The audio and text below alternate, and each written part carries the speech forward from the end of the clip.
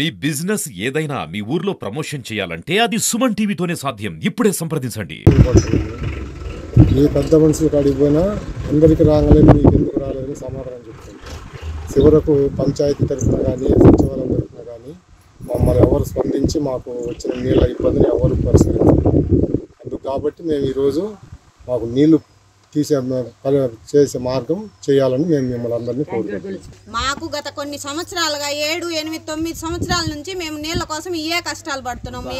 ఎల్లారెడ్డిపల్లె గ్రామంలో ఏ పార్టీలు వచ్చారన్నది కాదు, మాకు ఖచ్చితంగా నీళ్లు మాత్రం కావాలి. ఎవరి సచివాలయాల దగ్గర గ్రామ పంచాయతీల దగ్గర చాలా సార్లు మేము కంప్లైంట్స్ చేశాము పెద్దలందరికీ.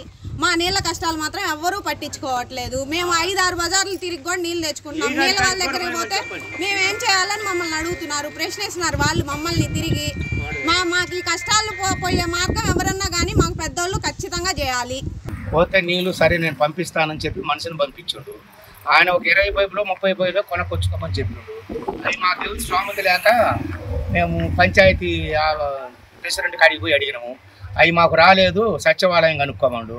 సచివాలయం గవర్నమెంట్ పైన పంపిస్తే కదా మేము ఇచ్చేది, మాకుండా ఏమవుతుంది మీరే కొనక్కొచ్చుకొని చేసుకోమడు. మేము చాలా ఇబ్బంది పడుతున్నాము నీళ్ళతోటి. చాలా కాలం నుంచి అగసాట్లు పడుతున్నాం. పైన ఒక బజారుకి వస్తున్నాయి, కదం బజార్లకు రావటం లేదు. ఆడిపోతే వాళ్ళు ఒక బిందె పట్టుకొని ఇచ్చేది, మాకు ఆ నీళ్ళు లేవు పొమ్మంటారు. మేము ట్యాంకీలు 600 పెట్టి కొనక్కొచ్చుకొని తలా 4 పట్టుకుంటున్నాం. ఆ నీళ్ళు దేనికి అవసరము? మాకు తాగటానికి రావాలన్నా, పోసుకోవటానికి రావాలన్నా, బట్టలు పెట్టుకోవటానికి రావాలన్నా. ముందు తాగని లేవు, అయినా మాకు సంబంధం లేదు పార్టీతోటి. మాకు నీళ్ళ అవకాశం అనేది కావాలి, మాకు నీళ్ళు మాత్రం నడవాలి.